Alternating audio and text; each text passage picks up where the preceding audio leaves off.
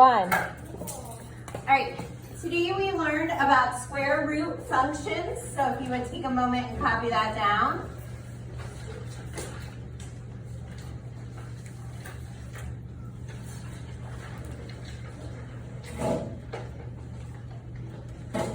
So a square root function looks like a parabola, but it's on its side. So we could say that that's a sleeping parabola.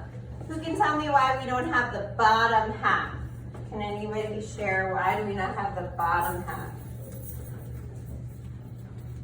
Yeah, Eden? Because you can't get a square root of a negative number. Excellent, good. So let's answer our graph investigation questions. So number one is, what is its shape? Okay, so it looks like a sleeping parabola, but it's only half. Number two is, as x is increasing, what is happening to the y? As x is increasing? Each of the y distances become smaller and smaller. Right, it's continuing to go up, but like more gradually each time. Very good. Then it asked, what are the x and y intercepts? In this case, the x-intercept and the y-intercept are at 0, 0.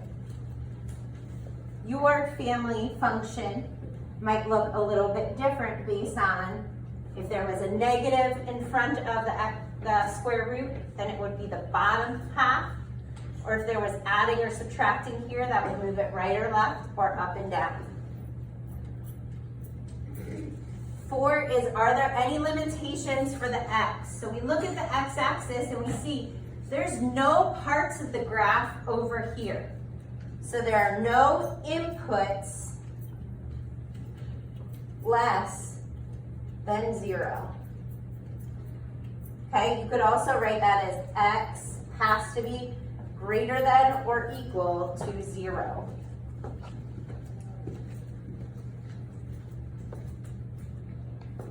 Did I say no inputs less than 0? Inputs, that's the x.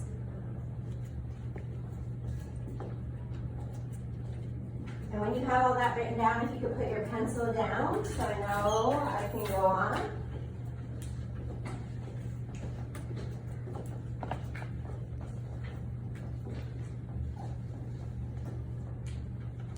Good.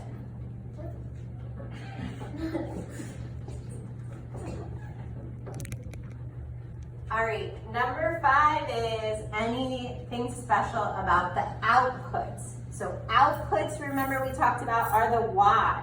You notice that it's going to extend up here forever going up, but there's no points down here.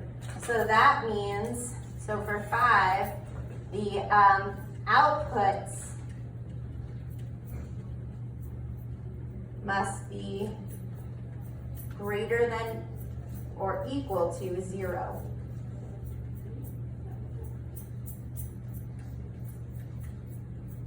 Okay, you could also write that as y is greater than or equal to 0.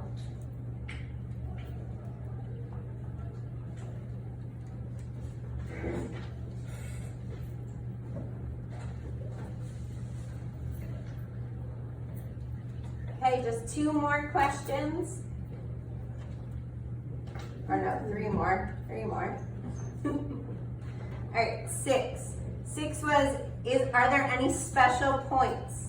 And in this case, there's not a vertex like we talked about with the parabolas, but there is a starting point. The starting point in this one is 0, 0. Your starting point might have been different depending on if there was adding or subtracting to the square root. Number 7 asked about symmetry. Is there a line that we could fold it so that there would be a mirror image or a reflection?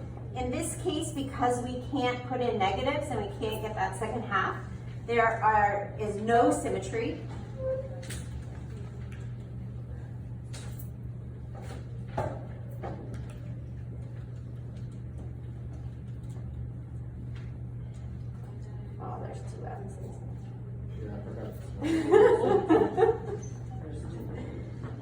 on the spot too. Can't use the whiteboard. I'm being recorded. I'm like stressed up here.